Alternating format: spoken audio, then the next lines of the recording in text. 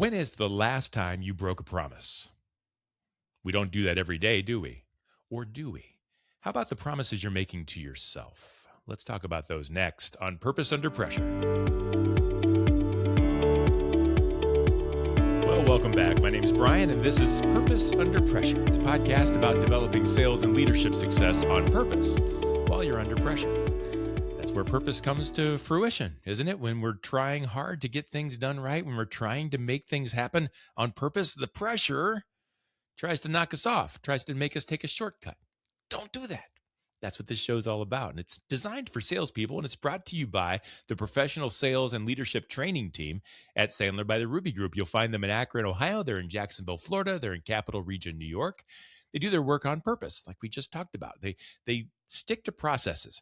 They identify a plan that works. They identify processes that work, perhaps techniques that work, and they stick to them. And if that sounds good to you, and I hope it does, go ahead and check out Sandler by the Ruby Group. You can find them online at therubygroup.sandler.com. The Ruby Group, practical sales and leadership coaching for high pressure moments. So let's get cooking. I've got an important question to ask you, and it might offend someone. I want to ask you this. Which promises are you willing to break? Which promises do you make that are okay to break? Promises to your clients? No. Promises to your wife? No. Promises to your kids? Gosh, I hope not. Is it okay to break any of those promises? No. What about the promises you make to yourself? What am I talking about? I'm talking about the things that are important enough to put on your calendar, but not important enough to follow through on. Are you breaking promises to yourself? Look, don't tell me this doesn't happen to you. It happens to me like daily. You know you need to do the important work. You know you need to do what Sandler by the Ruby Group calls your behaviors. You need to prospect. You need to make your phone calls. You need to knock on some doors, maybe write some personal thank you cards, whatever you need to do that you know moves the needle. You know you got to do it because you know you're going to see the results when you do it. And so you put the blocks on your calendar, right? Starting to sound familiar? You put the blocks on your calendar. Maybe you write in, make 10 calls from 9 to 10, and you put that on there every single day. And you go ahead and put it on repeat. So it shows up every day for the rest of your life. And it's staring at you right in the face. 9 to 10 dials, 9 to 10. I can do that. Do that every day. You've made 50 calls a week, done. Pay dirt. Then what happens? You know what happens. The client calls and asks if they have time to meet at 9 a.m. tomorrow. Sure thing. No problem. Of course, you're going to break that promise to yourself to go take care of your client. And if you're well-meaning, you'll move that block of time that you were going to do at 9 o'clock down to 2 o'clock that same day. That's okay. I'll just move it to later. And then what happens? The boss calls an emergency meeting for 2:30? So you slide that commitment over to tomorrow because you can't tell your boss no.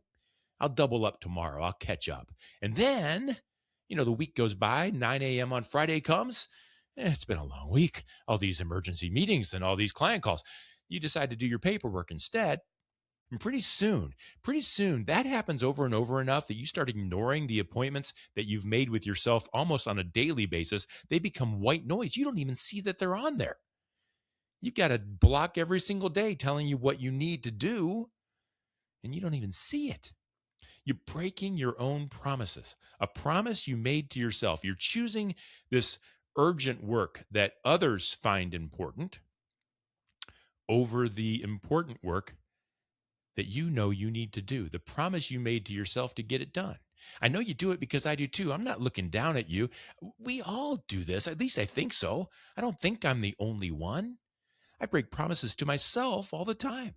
Here's the way I want to think about this, folks, and I want you to think about yourself in this way. We would never, at least I hope, we would never just not show up to a client meeting that's on the books because something more important came up. Would we? I mean, we would just not go? Just break that appointment because something else came up? Squirrel, not going to my appointment, sorry. No, that doesn't happen. We'd never leave our spouse. Again, I hope not. Stood up for our dinner date because something else happened. Just call and say, hey, sorry, can't make it. But we break commitments with ourselves every day. Why?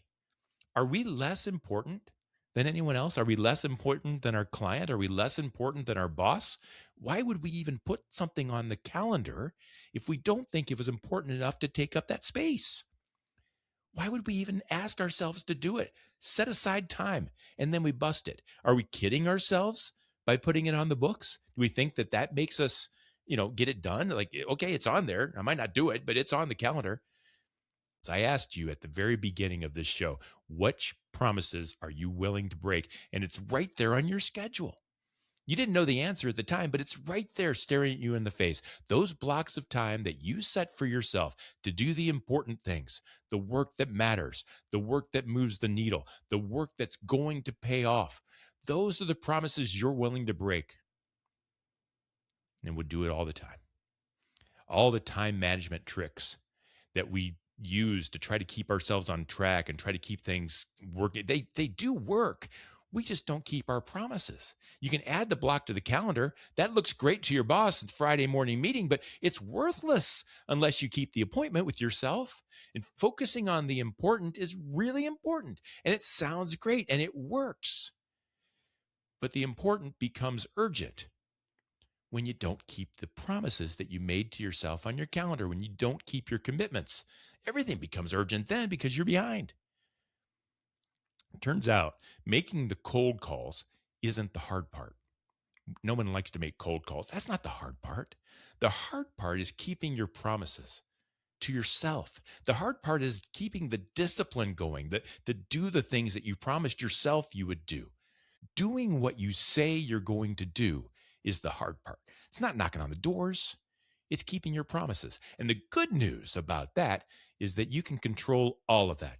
All of those promises that you make, when you treat yourself as important as anyone else, as important as any client, as important as any boss, as important as your spouse, because you are, when you treat yourself as important as you are, you'll start to treat yourself with the respect that you show others. You'll start to keep your appointments. You'll start to keep your commitments. You'll start to keep your promises. And isn't that what promises were made for?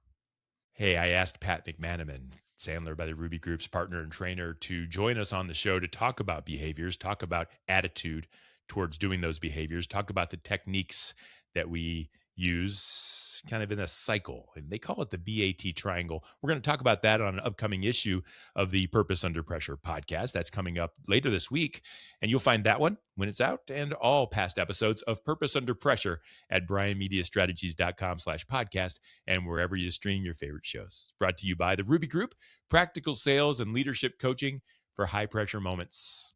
So until next time, no matter how high the pressure gets, keep your promises to yourself and stay on purpose.